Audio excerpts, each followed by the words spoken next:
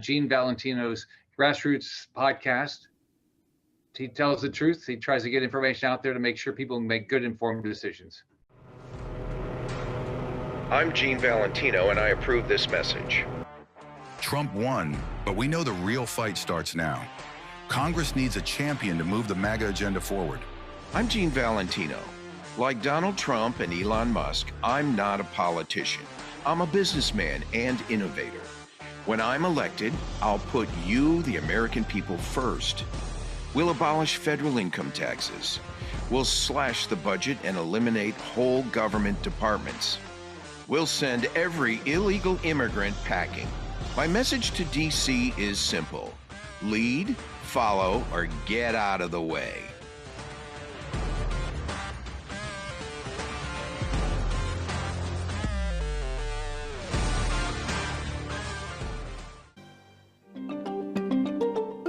And welcome back to Newswire. Hi, everybody. I'm Bianca de Garza. Thanks for staying with us. President-elect Donald Trump reclaims office after securing victory in the 2024 election, and today's congressional joint session certified the historic win. It is another significant milestone in Trump's extraordinary comeback, one for the ages. Let's bring in our panel to discuss what's happening today.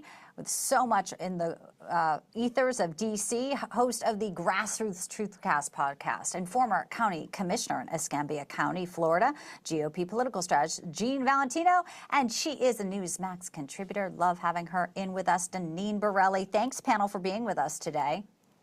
Happy New Year.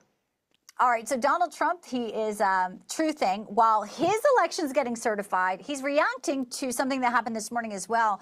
Prime Minister of Canada, Justin Trudeau, could have been the governor of the 51st state. He is, alas, though, stepping down, resigning after 11 years. So basically, he steps down from the Liberal Party as the leader, paving the way to step down eventually as Prime Minister. You know, I love that Donald Trump is truthing about this, though, because day one, we know those tariffs are coming, Deneen. So I don't know, the uncertainty in Canada doesn't bode well for the folks there. But Donald Trump is very serious about merging here, something we need to maybe think about a little bit more seriously, depending on who's coming in. Well, look, you never know when it comes to President-elect Donald Trump. You just don't know what's going to happen, what he's going to say, what he's going to do. What he will do is maintain the America First agenda. Evidently, Trudeau saw the writing on the wall because of his failed liberal policies. But look, here in America, Trump is all about America First, and he is looking out for we the people. That is why we now have the House, the White House, and the Senate, thank goodness, because Americans know that we had failed policies the last 4 years. And now President-elect Donald Trump means business.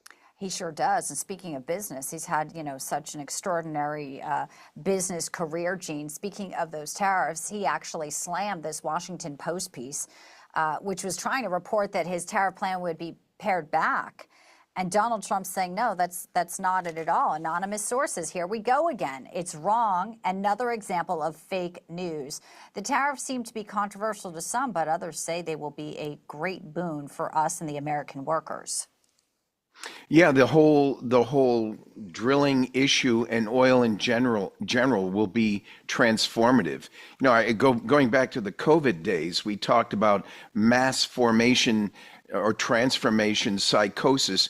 There's a full feeling of rejection and demoralization we're coming out of. And the Biden administration has, Bianca, taken their last cheap shot today when Biden initiated this edict, which will be feckless, meaning it will be without substance and import. President Trump will come in and get the drilling going and the pipeline going. Before we talk about cleaning up the denying drilling in the Gulf of Mexico, right, how about reinstating all the oil that we had flowing freely from the Keystone? Exactly. And, you know, when we get into these final days, I think a lot of people are saying it's not even Biden making these calls. Yesterday on Meet the Press, Senator Chuck Schumer was pressed about, you know, the Democrats lying over his mental fitness in office. Here's his reaction. I'll get yours on the flip side, Deneen. Look, we didn't. And let's look at President Biden.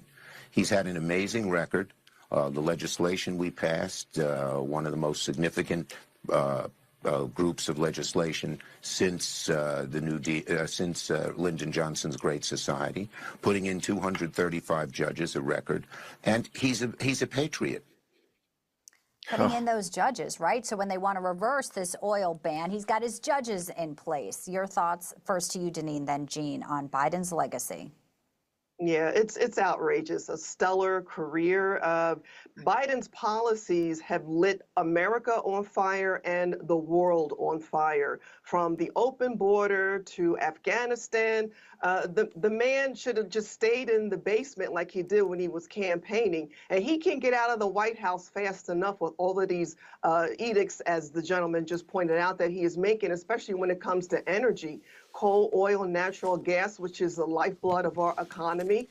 Thank goodness President Trump will be in the White House soon enough, but Biden just needs to take a seat, sit down, and go back on vacation like he has been doing. Yeah, almost the whole term. And he will be. He'll be going to Italy, of course. I have about 20 seconds, Jean. Your final thoughts. Well, I don't know which is worse, Joe Biden's proven mental capacity or now Chuck Schumer's. I don't know what Chuck Schumer's looking at, but there's definitely room for him to be questioned. There's nothing good about this Biden administration that Chuck Schumer should be bragging about, period, end of point. I think we need to really take a hard look at term limits in Congress, because that is what's causing part of our problem. Jean, appreciate it. Deneen, great to see you both. Thank you. Thank you. Thank you. And Happy New Year. Still ahead.